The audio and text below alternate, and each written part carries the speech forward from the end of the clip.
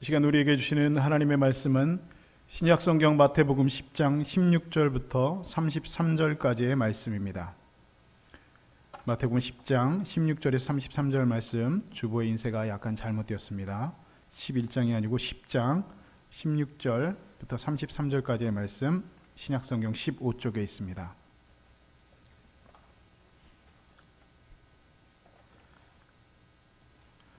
마태복음 10장 16절에서 33절까지의 말씀, 이제 다 같이 자리에서 일어서셔서 함께 하나님의 말씀을 받겠습니다. 이제 하나님의 말씀을 받들어 봉독해 올리겠습니다. 보라, 내가 너희를 보냄이 양을 이리 가운데 보냄과 같도다. 그러므로 너희는 뱀같이 지혜롭고 비둘기같이 순결하라. 사람들을 삼가라. 그들이 너희를 공회에 넘겨주겠고 그들이 회당에서 채찍질하리라. 또 너희가 나로 말미암아 총독들과 임금들 앞에 끌려가리니 이는 그들과 이방인들에게 증거가 되게 하려 하심이라. 너희를 넘겨줄 때에 어떻게 또는 무엇을 말할까 염려하지 말라. 그때 너희에게 할 말을 주시리니 말하는 이는 너희가 아니라 너희 속에 말씀하시느니 곧 너희 아버지의 성령이시니라. 장차 형제가 형제를, 아버지가 자식을 죽는 데에 내어주며 자식들이 부모를 대적하여 죽게 하리라. 또 너희가 내 이름으로 말미암아 모든 사람에게 미움을 받을 것이나 끝까지 견디는 자는 구원을 얻으리라. 이 동네에서 너희를 박해하거든 저 동네로 피하라. 내가 진실로 너희에게 이르노니 이스라엘의 모든 동네를 다 다니지 못하여서 인자가 오리라. 제자가 그 선생보다 또는 종이 그 상전보다 높지 아니하나니 제자가 그 선생과 같고 종이 그 상전 같으면 족하도다. 집주인을 바알세불이라 하였거든 하물며 그 집 사람들이랴. 그런즉 그들을 두려워하지 말라. 감추인 것이 드러나지 않을 것이 없고 숨겨진 것이 알려지지 않을 것이 없느니라. 내가 너희에게 어두운 데서 이르는 것을 광명한 데서 말하며 너희가 귓속말로 듣는 것을 집 위에서 전파하리라. 몸은 죽여도 영혼은 능히 죽이지 못하는 자들을 두려워하지 말고 오직 몸과 영혼을 능히 지옥에 멸하실 수 있는 이를 두려워하라. 참새 2마리가 한 앗사레온에 팔리지 않느냐? 그러나 너희 아버지께서 허락하지 아니하시면 그 하나도 땅에 떨어지지 아니하리라. 너에게는 머리털까지 다 세신 바 되었으나니 두려워하지 말라. 너희는 많은 참새보다 귀하니라. 누구든지 사람 앞에서 나를 시인하면 나도 하늘에 계신 내 아버지 앞에서 그를 시인할 것이요, 누구든지 사람 앞에서 나를 부인하면 나도 하늘에 계신 내 아버지 앞에서 그를 부인하리라. 아멘. 이것은 하나님의 말씀입니다. 아멘. 자리에 앉으시기 바랍니다. 오늘은 교회용 믿음, 세상용 믿음이라는 말씀의 제목으로 하나님 말씀을 증거하겠습니다. 원래는 오늘 설교의 제목을 교회용, 세상용 이렇게 지으려고 했었는데 왜 그렇게 지으려고 했냐면 교회용 믿음, 세상용 믿음 하면은 여러분들이 다 눈치를 채실 것 같아가지고 목사님 오늘 설교를 무슨 얘기를 하시려고 하는구나. 여러분 교회 오래 다니셨으니까 여러분 대충 다 아시잖아요. 본문 읽어보면 더 선명해지고요. 그래서 좀 궁금증을 좀 내게 하려고 교회용, 세상용 이렇게 지으려다가 교회용, 세상용 하면은 무슨 교회에 용이 따로 있나, 세상에 있는 용이 있나, 이렇게 헛갈려 하실 것 같아서 그래도 설교 말씀인데 너무 이렇게 좀 이렇게 가벼운 내용으로, 좀 재밌는 내용으로 설교 제목을 짓는 것보다 그래도 말씀의 제목을 평범하게 쓰는 게 낫겠다 싶어서 교회용 믿음, 세상용 믿음 이라는 말씀의 제목으로 말씀을 전하겠습니다. 여러분 다 아시는 것처럼 예수님께서는 12명의 제자가 있으셨죠. 근데 이 12명의 제자는 항상 예수님과 공생의 3년 기간 동안 같이 먹고 같이 자고 같이 생활했던 제자들입니다. 그리고 후에 예수님께서 부활 승천하시고 나서 이 제자들은 다 사도로 세우심을 받았습니다. 예수님께서는 12명의 제자 이외에 또 복음서에 보면 70명의 제자가 있었습니다. 그러니까 12명의 제자는 최측근 제자이고 그 다음에 70명의 제자들은 그 2선급 제자라고 할 수가 있겠죠. 그런데 오늘 보면 마태복음 10장에 있는 이 제자들을 파송하는 장면은 사실은 오늘 마태복음 본문에는 드러나 있지 않지만 같은 그 본문을 기록한 누가복음 본문에 보면 70명을 따로 세워서 부르셨다라는 내용의 기록을 보면 오늘 이 제사 파송, 이 본문의 내용은 예수님의 70명의 제사를 파송하시면서 하신 말씀, 그 설교의 말씀을 기록한 것이라고 할 수가 있습니다. 예수님께서 70명의 제자를 세상에 파송하셨다라는 의미는 또 어떤 의미가 되어집니까?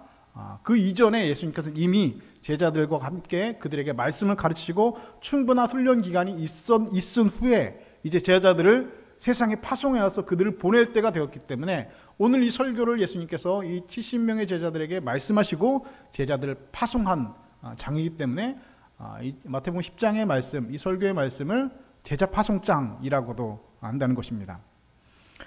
예수님은 오늘 본문 16절을 보면 제자들에게 세상을 보내시면서 마치 양을 이리에게 보냄 것 같도다 말씀하셨습니다. 양을 이리에게 보냄 것 같다. 예수님의 이 말씀대로라면 예수님께서는 양과 같이, 오늘 양과 같이 연약한 우리들과 같이 이 연약한 제자들을 이리와 같은 세상 속에서 보내셨다는 말이 되어지죠. 양을 이리 가운데 보내면 100% 잡아 먹혀서 죽게 될 것인데 왜 예수님은 양이 잡혀 먹을 것을 뻔히 알면서도 이 양과 같이 연약한 제자들을 이리와 같이 이 험악한 세상 가운데 보내셨을까? 선뜻 이해가 되지 않는 부분들이 있습니다. 그런데 성경을 잘 읽어보면 이와 같은 예수님의 정신은 성경 전체를 관통해서 흐르는 그 하나님의 정신이 드러나 있다라는 것을 우리가 알 수가 있습니다. 그 하나님의 정신에 나타난 하나님은 바로 이런 분입니다.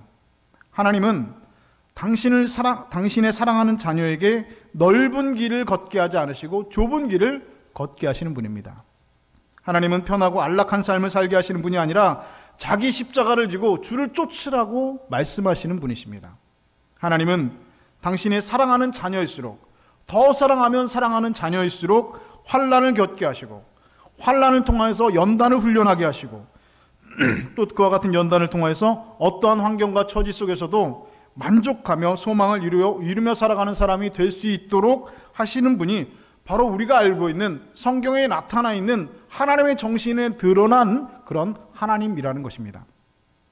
하나님은 악함이 파헤치는 세상 속에서 하나님의 방법을 고집하면서 사는 것이 만만치 않다는 것 누구보다도 잘 알고 계십니다. 그래서 하나님은 그것을 양을 이리 가운데 보냄 것 같다, 그만큼 힘들고 어려운 일이다 라고 말씀하시고 계시는 것이죠. 그것을 이미 예수님은 뻔히 알고 계시면서도 하나님께서는 오늘 제자들을, 그리고 바로 오늘 이 자리에 있는 여러분들을 그와 같은 살벌한 세상으로 오늘 내몰고 계시다는 것입니다. 그것도 세상과 타협하면서 세상과 동화하면서 잘 지내라고 하는 것이 아니라 세상을 고치고 너희들이 세상을 변화시키라고 예수님께서는 그 제자들에게 말씀하셨다는 것입니다. 그럼 상식적으로 양은 이리를 이길 수가 없습니다. 그런데도 하나님은 양을 이리떼 속에 내어 보내십니다. 그렇다면 하나님께서 양을 이리에게 내어 보내신다면 양을 이리 가운데 내어 보내셔서 양들이 이리 가운데 잡아 먹히게 하시려고 내어 보내신 것일까요? 그것은 아니라는 것이죠. 하나님은 양을 이리 밥이 되게 하시는 것이 아니라 이리로 하여금 양의 밥이 되게 하시려고 하시는 것입니다. 양은 이리를 이길 수 없는데 어떻게 이리가 양의 밥이 될 수 있을까? 거기에는 숨어있는 하나님의 약속이 있다는 것을 오늘 우리가 알고 있어야 됩니다. 그것은 바로 하나님이 오늘 우리와 그리고 그 제자들과 바로 여러분들과 함께 계시다라고 하는 끊임없는 하나님의 약속의 말씀입니다. 내가 함께 할 터니 걱정하지 말고 염려하지 말고 두려워하지 말고 세상 가운데로 나아가라는 것입니다. 하나님은 당신을 믿고 이리때가 우글거리는 세상으로 들어가라는 것이고, 들어갈 뿐만 아니라 들어가서 세상과 싸워서 선한 싸움을 싸워서 세상을 이기고 세상을 바꾸고 세상을 변화시키라고 제자들에게 당부하셨습니다. 오늘 보면 19절을 보면 이리때와 같은 세상 속에 들어갈 때 하나님이 우리와 함께 계실 것이라고 하는 말씀들을 주님께서는 말씀하고 계십니다. 오늘 본문 19절 말씀을 우리 함께 한 목소리로 읽도록 하겠습니다. 19절 말씀 함께 읽겠습니다. 시작. 너희를 넘겨줄 때에 어떻게 또는 무엇을 말할까 염려하지 말라. 그때 너희에게 할 말을 주시리니. 아멘. 우리 20절 말씀도 함께 읽을까요? 20절까지 말씀 읽겠습니다. 시작. 말하는 이는 너희가 아니라 너희 속에서 말씀하시느니 곧 너희 아버지의 성령이시니라. 아멘. 자, 이 두 절의 말씀을 보면 성령 하나님께서 우리의 곁에 계셔서 그때그때마다 우리에게 피할 길을 열어주시고 그리고 저들을 대적할 수 있고 싸울 수 있는 그런 능력을 우리 가운데 허락해 주실 것이라고 하는 그 사실을 우리가 확인할 수가 있습니다.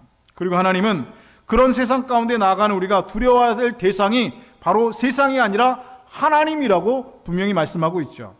오늘 보면 28절에서 30절까지의 말씀에서 그것을 이렇게 설명해 주고 계십니다. 제가 읽어드리겠습니다.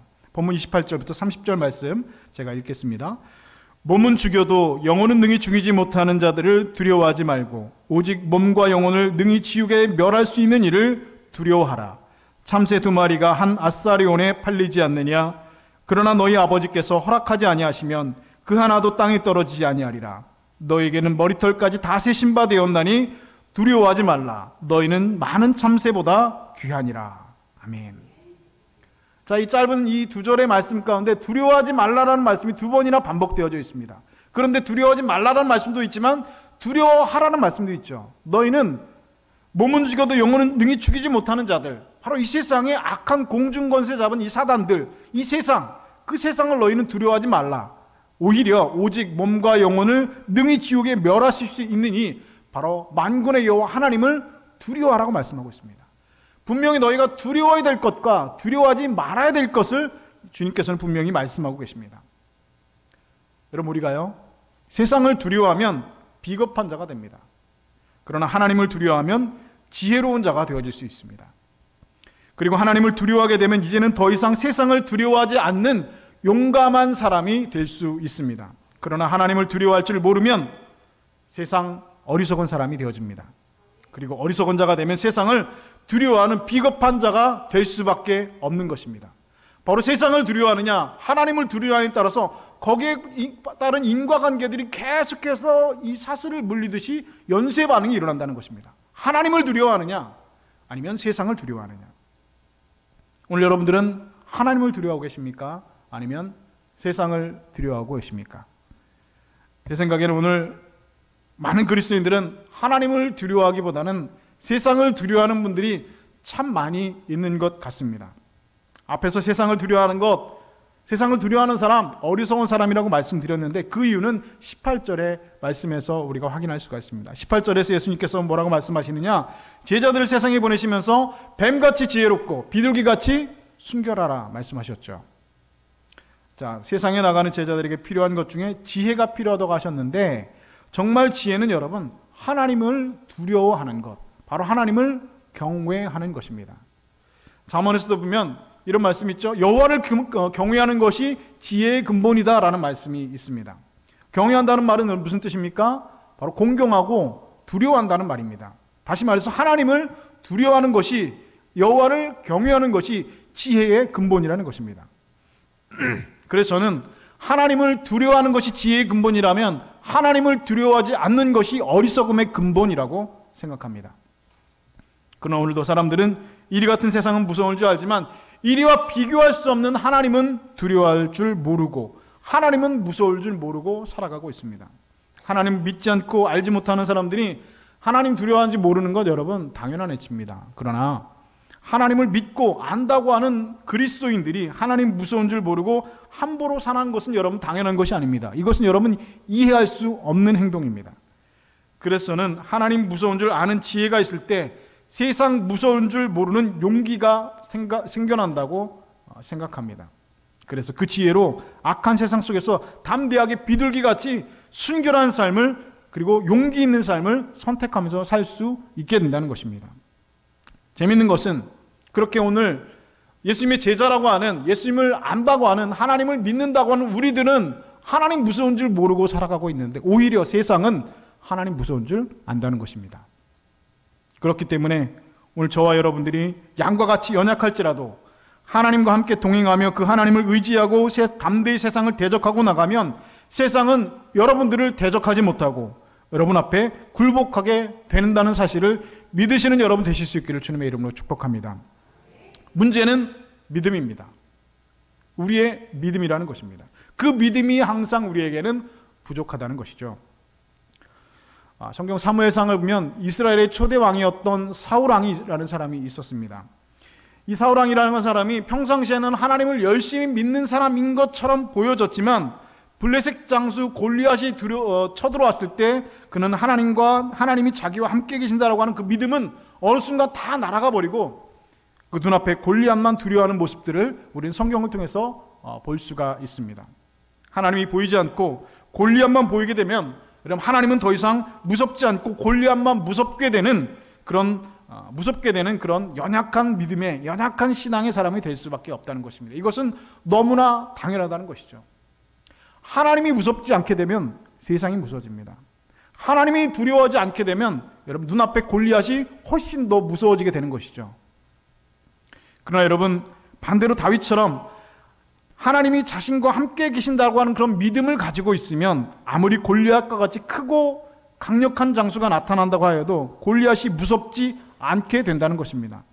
실제로 사울과 온 이스라엘 군대가 그 거인 골리앗 앞에서 무서워서 벌벌 떨고 앞으로 나가지 못할 때 다윗이 했던 말이 무엇입니까? 너는 칼과 창과 단창으로 내게 나아오냐? 나는 만군의 여호와 이름으로 내게 나아가노라 하면서 돌멩이 5개 들고 골리앗을 향해서 뛰어나간다는 것입니다.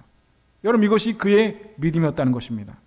만군의 여호와 이름으로 그 하나님의 이름을 의지하고 나아갈 때 골리앗을 대적하여 싸울 수 있는 용기가 생기는 것입니다. 사울과 다윗의 차이점이 무엇입니까? 사울은 골리앗이 무서워서 하나님을 무서워하지 않게 되었습니다. 그러나 다윗은 하나님을 경외하고 그를 두려워하였기 때문에 골리앗이 더 이상 무섭지 않게 되었다는 것입니다. 똑같은 이야기가 있습니다. 성경 민수기를 보면 가나안 땅을 정탐하고 돌아온 12명의 정탐꾼들이 있었습니다. 그런데 그 12명의 정탐꾼 중에 10명의 정탐꾼들은 그 가나안 땅을 정탐하고 돌아와서 온 이스라엘 백성들에게 말하기를 뭐라고 말합니까? 우리가 가나안 땅을 정탐하고 40일 동안 정탐하고 왔는데 우리가 가서 보니까 가나안 사람들은 거인 족속이고 우리들은 그 사람들 보기에 메뚜기 같다라고 이야기했습니다.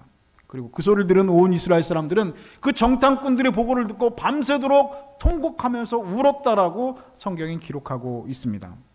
그런데 믿음의 사람이었던 여호수아와 갈렙, 그 12명의 정탐꾼 중에 2명이었던 여호수아와 갈렙은 똑같은 가나안 땅을 보고 나왔지만 민수기 14장 9절에서 통곡하면서 그 10명의 정탐꾼들의 이야기를 듣고 통곡하며 울고 있는 그 온 이스라엘 백성들에게 이와 같이 선포하고 있습니다.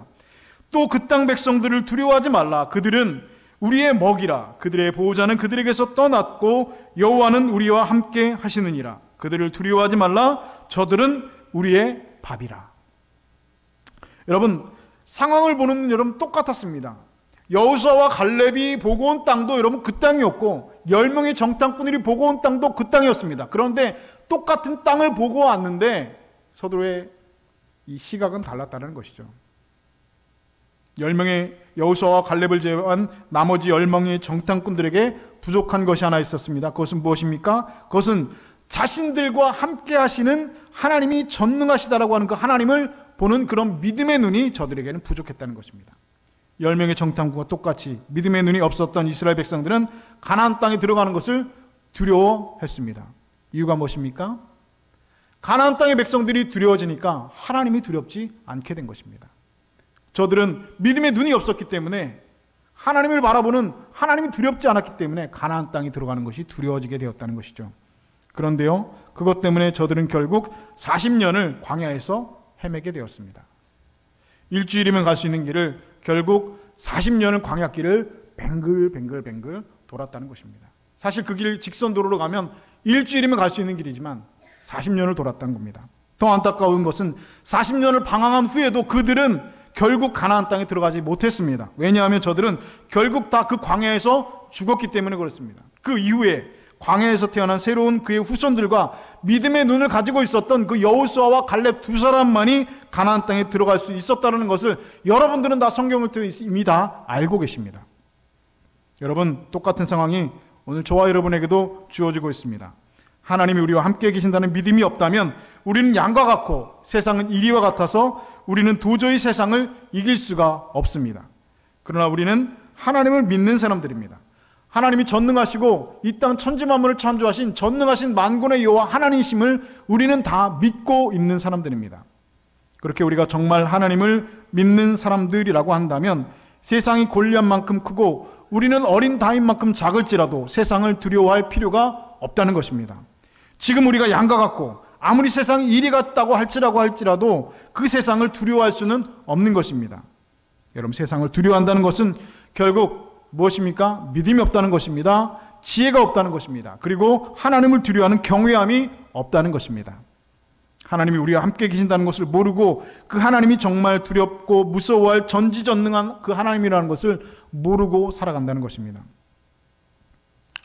제가 설교는 이렇게 멋있게 하지만요, 저도 참 믿음이 부족한 사람인 것을 순간순간 깨닫게 됩니다.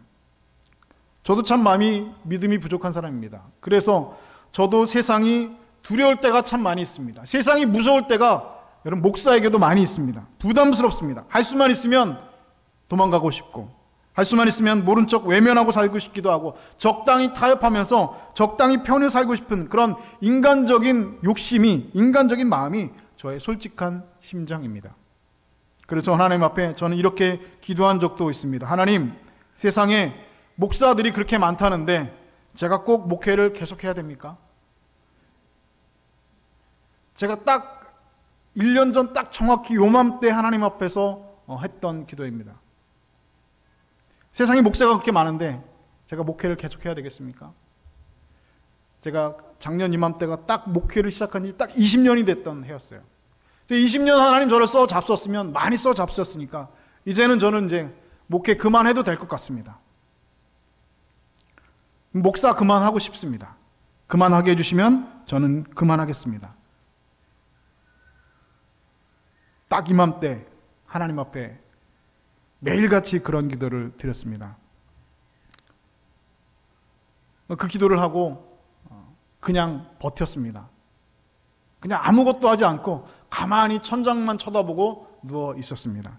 그리고 도망가지 않았습니다. 여러분, 제가 외면하지 않고 도망가지 않고 타협하지 않은 단 한 가지 이유가 있습니다. 그것은 바로 싸우면 7일이지만 도망가면 40년이라는 것을 저는 너무나 잘 알고 있었기 때문입니다. 그래서 저는 도망가지 않았습니다. 여러분, 도망가서 도착한 곳에 천국은 없습니다. 여러분들 어디로 도망가시겠습니까?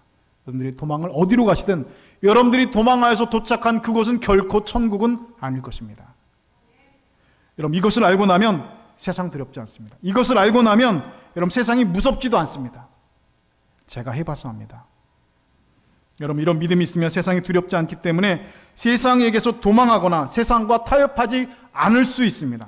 사랑하는 여러분, 오늘 여러분들에게 이런 믿음이 있기를 주님의 이름으로 축복합니다.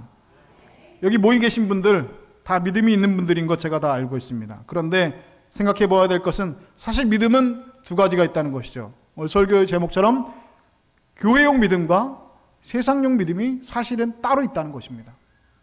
여러분, 그런 얘기 처음 들어보셨죠? 이제까지 교회 다니면서 믿음이 두 가지가 있다, 교회용 믿음, 세상용 믿음 들어는 보셨습니까? 처음 들어보셨죠? 오늘 여러분 여기 오신 분들은 정말 큰 복을 받으신 분입니다.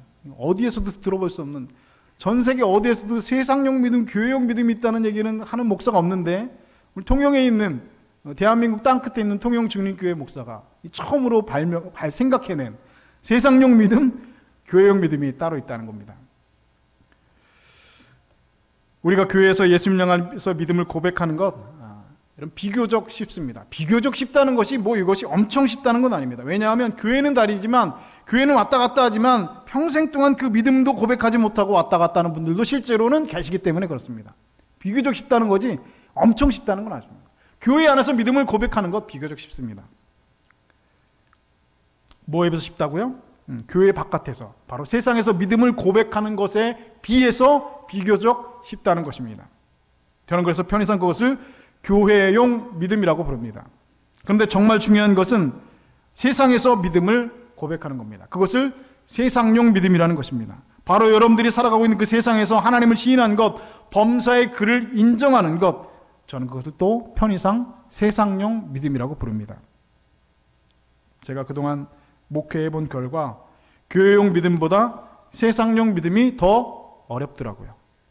교회용 믿음보다 세상용 믿음이 더 큰 믿음을 요구하더라고요. 교회용 믿음보다 세상용 믿음이 더 큰 에너지를 요구하더라고요. 저는 교회에서 목회하니까 주로 교회에서 있습니다. 대부분의 시간들을 집과 교회를 왔다 갔다, 그리고 3층에 있는 제 목양실 독방에 사로잡혀서 매일같이 거기에 갇혀가지고 뭘 합니까? 설교 준비를 합니다. 그렇죠? 제가 오늘 선교 원고가 32장인데요. 이걸 다 저는 일일이 다 토시 하나까지 다 타이핑을 합니다. 모든 설교를 저는 타이핑해서 설교를 하기 때문에 이걸 다 치려면 그냥 뭐 하루 종일 앉아가지고 이게 타이핑하는 일이, 글을 쓰는 게 제가 하는 일이죠. 그러니까 저는 항상 거의 집 교회 거의 매일 이 일을 반복하고 있습니다. 뭐 이전에도 그랬고 앞으로도 그럴 것 같습니다. 주로 교회에 있기 때문에 믿음을 지키기가 비교적 여러분들에 비해서 비교적 쉽습니다. 그런데 여러분들은 주로 세상에 계십니다. 그러니까 믿음을 지키기가 여러분들은 저보다 비교적 어려우신 분들이시죠. 그러나 여러분, 목사가 교회에만 있다고 생각하지는 마시기 바랍니다. 목자도 얼마든지 세상을 살아가고 있습니다. 그래서 세상용 믿음이 얼마나 어려운 것인지 여러분 저도 잘 알고 있습니다. 그래서 오늘 예수님께서 제자들을 파송하시면서 그 마음이 어떠셨을지, 이 어린 양들을 이리때로 보내시는 그 예수님께의 마음이 어떠실지 생각하면서 그 마음이 느껴져서 참 마음이 아팠습니다. 주일 예배에 파송 찬송 부르고 축도를 마치고 또 세상 가운데 나가야 될 여러분들 교인들을 바라볼 때 예수님도 이런 마음이셨겠구나 하는 그 마음이 느껴져서 참 마음이 아파왔습니다. 일주일 동안 공중권세 잡은 사탄이 주도하는 세상, 이리때가 득실거린 세상에 나가는 교인들을 생각하면 지금도 설교하는 내내 뿐만 아니라 지금도 마음이 한쪽 구석이 참 많이 아픕니다. 그런데 여러분, 제가 마음이 아프고 힘들다고 해서, 그렇다고 해서 여러분들에게 세상에 나가지 말고 교회 안에만 계시라고 말씀드릴 수는 없습니다. 세상에 나가서 세상과 싸우지 말고 안전하게 교회 안에만 머물러 계시라고 말씀드릴 수도 없습니다. 왜냐하면 교회는 훈련소이지 전쟁터가 아니기 때문에 그렇습니다. 여러분들이 훈련을 받았으면 여러분들의 삶의 필드로, 그 전쟁터로 반드시 나가셔야 됩니다. 그리고 전쟁터에 나가면 반드시 싸우셔야 됩니다. 무엇과 싸워야 됩니까? 여러분들이 죄와 스스로 싸워야 됩니다. 그리고 세상의 악한 세력과 싸워야 됩니다. 그리고 세상의 믿음의 선한 싸움을 싸우면서 여러분 세상에서 반드시 싸워야 됩니다. 그래서 교회는 여러분들이 일주일 동안 세상이라는 전쟁터에서 여러분들이 넘어지고 총 맞고 쓰러지고 다쳐서 피를 철철 흘리고 그 상태에서 교회에 오면, 교회에 와서 말씀으로, 하나님 말씀으로 여러분들의 상처받고 넘어지고 깨진 곳에, 그 피를 난 곳에 하나님 말씀으로 치유하고 다시 말씀으로 은혜로 무장시켜서 세상이라는 전쟁터에 등 한번 툭툭 두들겨서 다시 내보내는 것, 그게 여러분 교회가 하는 일이고 저 목사가 하는 일입니다. 자, 이제 여기는 교회라고 하는 훈련소이니까, 여기는 교회라고 하는 병원이니까 혹시 오늘 세상이라는 전쟁터에서 지고 돌아오신 분들, 세상이라는 전쟁터에서 깨지고 절망하고 넘어지고 부상당해서 피를 철철 흘려서 완전히 죽기 직전에 숨만 가닥가닥 붙어 있어서 이 교회에 다시 돌아온 여러분들에게 목사 설교를 통해서, 예배를 통해서 여러분들에게 훈련이 시작되니까 여러분 잘 한번 들어보시기 바랍니다. 사랑하는 여러분, 악함이 난무하는 세상에서 하나님을 고집하며 사는 것, 믿음이라는 사실을 기억하실 수 있기를 바랍니다. 교회용 믿음만을 가지고 세상이라는 전쟁터에서 여러분 도무지 세상을 여러분들이 이길 수는 없을 것입니다. 여러분들이 가지고 있는 그 믿음이라고 하는 것, 여러분들이 생각하고 있는 믿음이라는 것은 여러분 생각처럼 그렇게 시시한 것이 아닙니다. 여러분들이 가진 믿음은 어린 다윗이 골리앗과 싸워서 이기게 하는 그 믿음이라는 사실입니다. 여러분들이 믿고 있는 그 믿음은 한 번도 싸워본 적 없는 이스라엘 백성들이 가나안 거인 족속과의 전쟁에서 이기게 하는 그런 바로 믿음이라는 사실을 기억하실 수 있길 바랍니다. 골리앗과 같은 세상을 보고 두려워하는 것, 가나안 백성들을 보고 겁먹고 통곡하며 무서워서 도망가는 것, 여러분 그것은 믿음이 아닙니다. 그것은 여러분 세상용 믿음이 아니라 교회용 믿음입니다. 오늘 여러분 싸움에서 도망가면 어떻게 되는지 아십니까? 그 싸움에서 도망가면 여러분 삶 가운데서도 일주일이면 갈 수 있는 길을 여러분 40년 걸려서 가게 될 것입니다.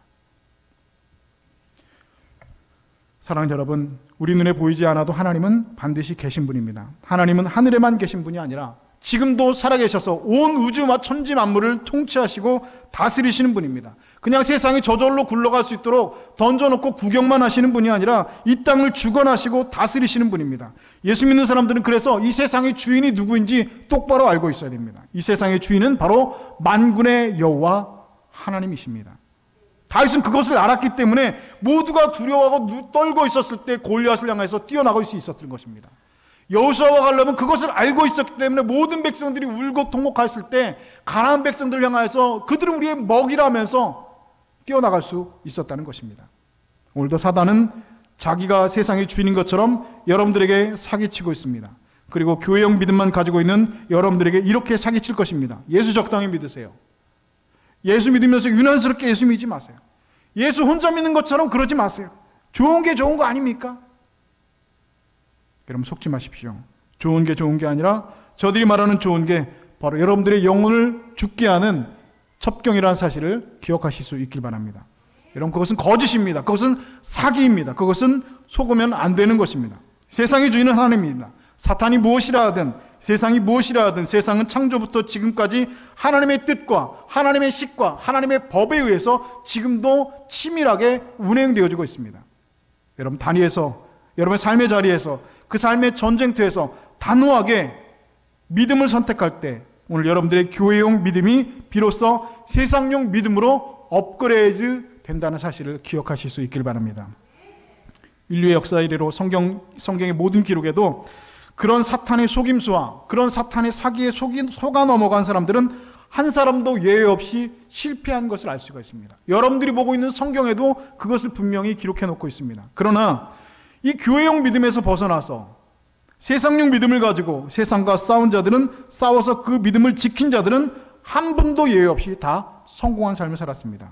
이 사실을 믿으시는 여러분 되실 수 있기를 주님의 이름으로 축복합니다. 이제 말씀 마칩니다. 사랑하는 여러분, 일희일비하지 마시기 바랍니다. 지금 눈앞에 보이는 현상에 여러분 집중하지 마시고 여러분 지가 눈앞에 있는 상황에만 여러분의 시각을 머물지 마시기 바랍니다. 믿음은 항상 그 너머를 바라보는 것입니다. 믿음은 우리에게 있는 그 파도를 바라보는 것이 아니라 그 너머에 있는 폭풍 가운데 지금도 나에게 걸어오고 계시는 예수님을 바라보는 것입니다. 교회용 믿음에만 머무르지 마십시오. 세상용 믿음으로 여러분의 믿음을 업그레이드 하실 수 있기를 바랍니다. 그렇게 다시 한번 여러분의 믿음으로 세상을 극복해낸다면, 여러분들이 믿음으로 세상을 그렇게 이겨낸다면 그 믿음은 우리에게 세상을 똑바로 직면할 수 있게 하고 이길 수 있는 용기를 줄 것임을 믿습니다. 하나님을 믿으면 우리는 양과 같고 세상은 이리 같아도 전혀 세상이 무섭지 않습니다.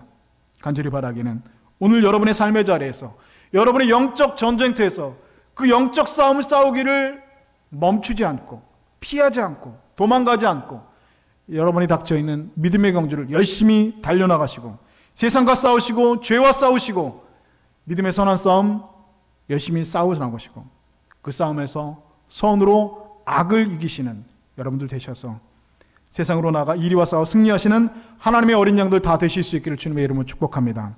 이 세상의 이리들을 여러분들이 가지고 있는 하나님의 믿음으로, 하나님께서 주신 여러분의 그 선으로 이리들을 다 몰아내고 어린 양들을 마음 놓고 뒹굴 수 있는 푸른 초정과 같은 이 세상에서 하늘의 뜻이 우리가 살고 있는 이 땅 가운데, 여러분의 삶의 필드 그 전쟁터 가운데 아름답게 임하게 만들어 놓으시는 하나님의 어린 양들 다 되실 수 있기를 우리 주님의 이름으로 간절히 축원드립니다. 기도하겠습니다. 하나님, 우리는 양 같고 세상은 이리 같습니다.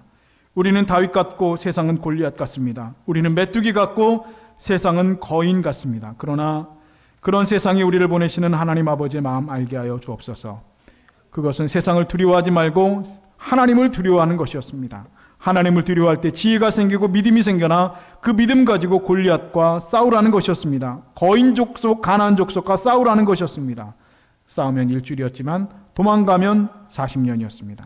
주님, 지금 우리 앞에 놓인 믿음의 선한 싸움 외면하지 말고 도망가지 말고 피하지 말고 선한 싸움 다 싸우고 의의 면류관 받아 쓰는 그날까지 선으로 악을 이기며 믿음으로 세상과 승부하는 믿음의 백성들 되게 하여 주옵소서. 그렇게 교회용 믿음 아니라 세상용 믿음으로 이리와 싸워 이기고 승리하는 하나님의 어린 양들 다 되게 하여 주시옵소서. 우리의 영원한 힘과 능력이 되시는 그리스도 예수님의 이름으로 기도드리옵나이다. 아멘.